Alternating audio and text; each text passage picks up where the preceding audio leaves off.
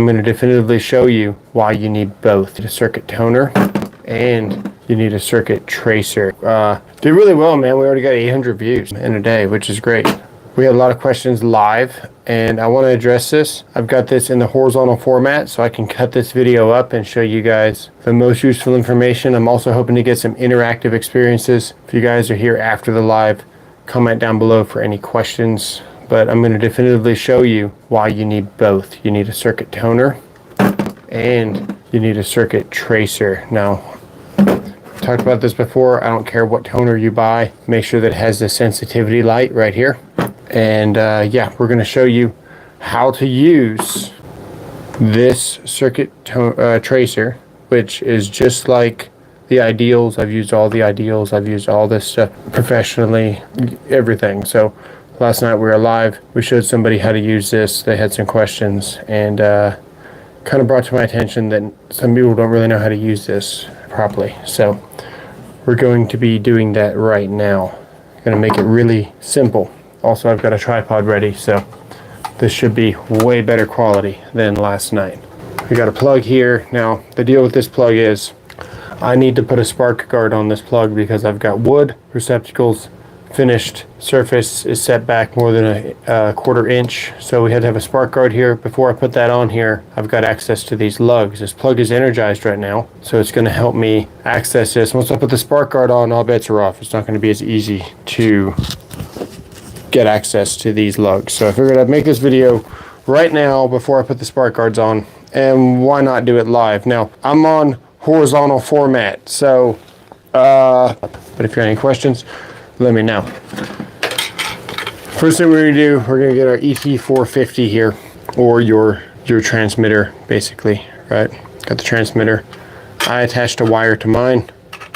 That way I could hang it. So that's how I did that there. I'm still able to close my kickstand. I'm gonna hook that right here. It's not really relevant on what's going on here. I'll hold it up here in a second to show you what's going on. But we're just going to turn it on right now. It's just says that it's transmitting right now. Then you're going to want to get an alligator clamp, and this plug is energized. And we're going to go ahead and just clamp it right there on that lug. And we're going to plug into the hot. So if you're not competent with electrical work, don't do it yourself. But man, some of this stuff is so easy, and I'm going to explain to you how you can do this yourself if you're trying to track down a plug or something in your house. We're going to take the ground, and very quickly I'm going to show you the difference between the ground and not tracing with the ground. And that is my dogs. So we're going to plug it into here. Now you're going to see that we have completed our circuit. It's going to say energized here, which means we have a good ground. So if I was to unplug this, we lose the voltage, we lose the energized. If I even touch the yoke here, you can see where we've completed the circuit. So that's how we're going to attach to our ground. This is the one you're going to grab if you've got that ET450 or maybe a different circuit tracer. And then we've also got these prongs here. Now this one is for the hot, this one's for the neutral. They're different sizes, I believe. Maybe they're the same. But either way, this is a tamper-proof receptacle. So we're not going to be able to plug in both of these because, well, maybe we can. Let's see. Let's see here. This is dangerous, so. No. So this is a tamper-proof receptacle. So how do we access tamper-proof receptacles? We got to grab a multimeter. Or even just a lead set. We'll just go with this lead set. So to access a tamper-proof receptacle, we have to plug them both in at the same time like this. Get a little jiggle, and then they will open. So if you're trying to read just the hot, you're going to put them both in and then only pull out one or the other. So to get this in here, I'm going to leave one down here for the purpose of this video. We're going to take our neutral. We're going to plug in just to the hot and just to the neutral to trick this stupid device to open up. There we go. Now we've got our neutral in. We're going to leave that there. And I'm going to leave my ground in also. So we've got a hot we've got the availability for a neutral, and we've got our ground right now. We're gonna turn this on. It's immediately gonna start beeping because we're on level 6, which means we can find this. This thing is gonna think that this circuit is even this right here. You're gonna say, oh, well, is it that? It's beeping. You might even go over here and say, oh, well, maybe it's this drill because it's beeping, right?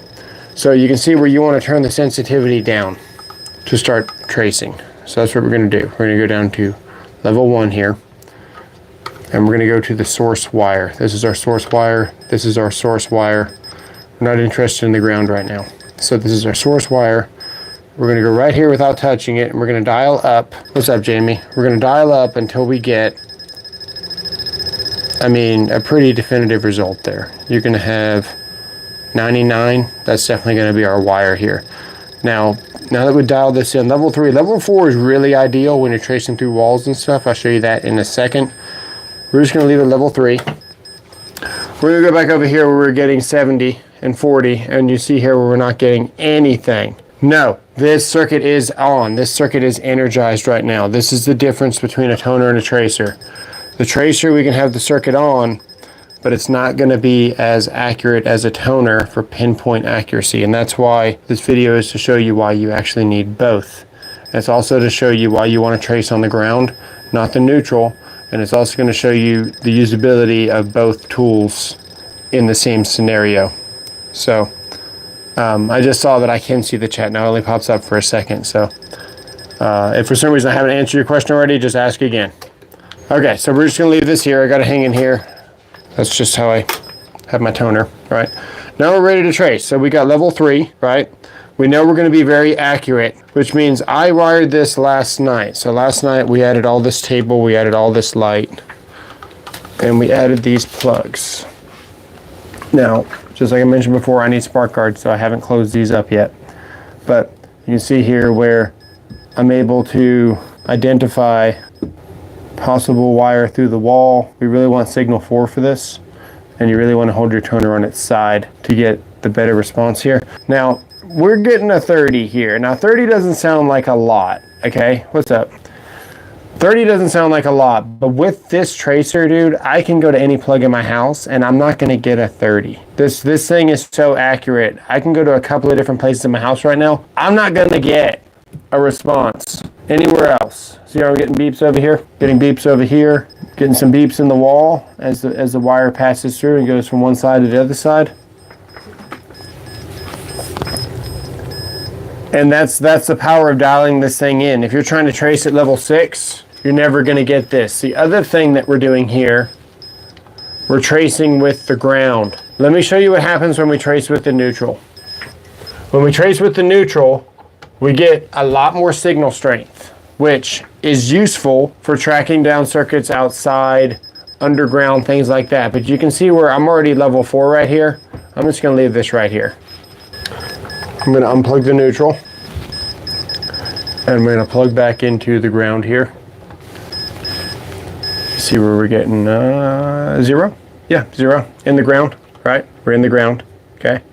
So for a tracer, you get more accuracy with the ground. You get less sensitivity, okay?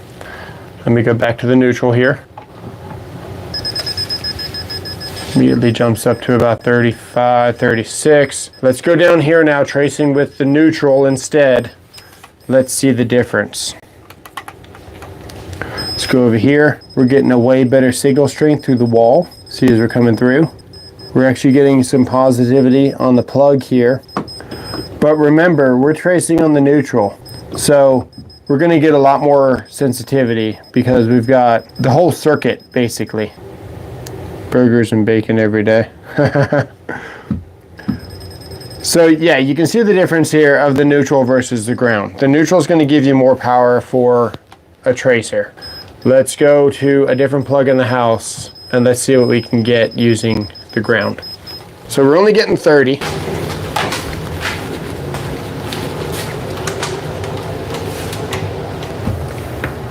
We're not getting anything here. 0. Even if we turn this thing all the way up to 6, we're still not getting anything.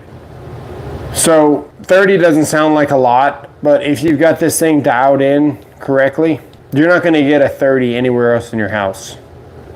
So a 30 is enough to confirm a positive identification on the circuit you're looking for, even though you'd usually be looking for a 99. If you've dialed this thing in, like I just showed you, and you're getting a 30 on a plug around your house, you can pretty much bet that's going to be the one that you're looking for. So if we go to the panel here, this is something that somebody struggled with yesterday. If we go to the panel here, we're dialed in, we're going to leave it at 3. We might bump it to 4 too. We're getting 99 at the source, okay? Let's go to the panel. This is my studio circuit. This is the one that I'm looking for. I've got a 99 still identified there. Hard for you guys to see it. Getting 99 right there, 91 on level 3, right? Anything else beeping? We got some beeps up there on the bath. So the bath is getting 29 right there, maybe. We'll say it thinks it's the bath 21%, right? Watch what happens if we attach to the neutral instead of the ground. So we're at 20% on the bath with a 91 on the ground, okay? We're gonna see what this does to the neutral. Let's go back to the bath, which we know is not the right circuit. Damn, the bath thinks that it's freaking 66%. And that's because we traced down the neutral. We go back to the studio, of course we're gonna get a good positive reading because now we're like overly sensitive. But this is the benefit to using the ground. You can trace with the neutral. It's just not gonna be as accurate. See, we're hovering around easily 50% on the bath circuit up here. And it's definitely not the bath circuit. What's up, Soundwave? I'll have to scroll back through that comment here in a second. So this is why, yes, the neutral works, but you definitely want to use the ground because you're going to get more accuracy. Now, if you're tracing underground, you're trying to find a break in the wire, you're doing some other stuff, yeah, use the neutral. And what's really cool about this is the same thing with the toner. Same thing with the toner. You want to use the ground and not the neutral. You get pinpoint accuracy with the toner now. These tracers here, these toners, whatever you want to call them, these things give you a little light once you get close to the source. So that's really useful versus getting a little percentage. So if I turn this on, I'm gonna have to attach to a ground here to get a better signal. Let me attach here.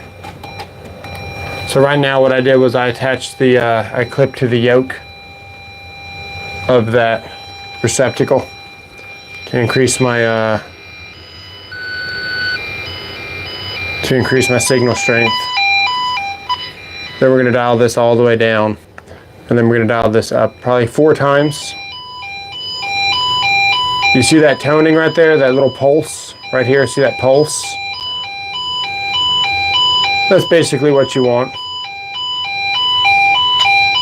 And that's the difference of accuracy there. Not touching, almost touching, we're getting the beeping. So this will find the individual wire that you're looking for in a crowded box. And this will also find the individual wire you're looking for in a crowded box with other energized wires. Let me show you. So if we spin this thing around here, and I hold this right next to my hot, which I wouldn't recommend doing because this could explode, but whatever.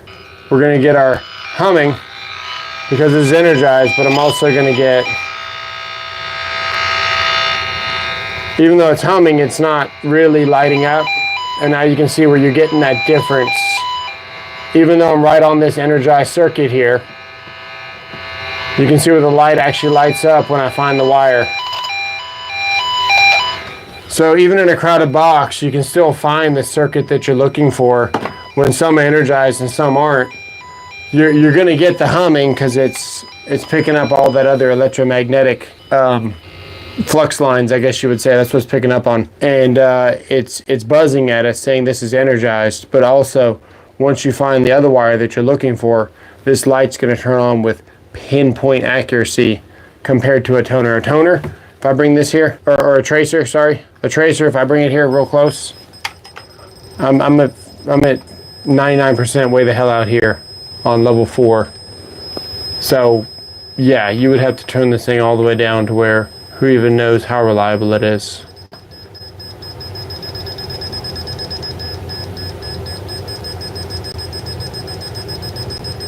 Yeah, see, it's really just a guessing game versus using these in tandem. So somebody asked a question today, which one to get? And the answer is, as a professional, you need both of them. This will get you by in residential for most of your career. This you're going to need if you're doing commercial. There's no doubt about it. Clamping to energized circuits is something in a crowded box and be able to read through EMT. And this thing reads through shielded cables, all that stuff. A toner won't read through shielded cables, and a toner won't read energized circuits. So that's basically it in a nutshell. Everything you need to know about your toner and your tracer, how to tone with your tracer. Same way to tone with your toner is hook it up to the ground. You guys got any questions?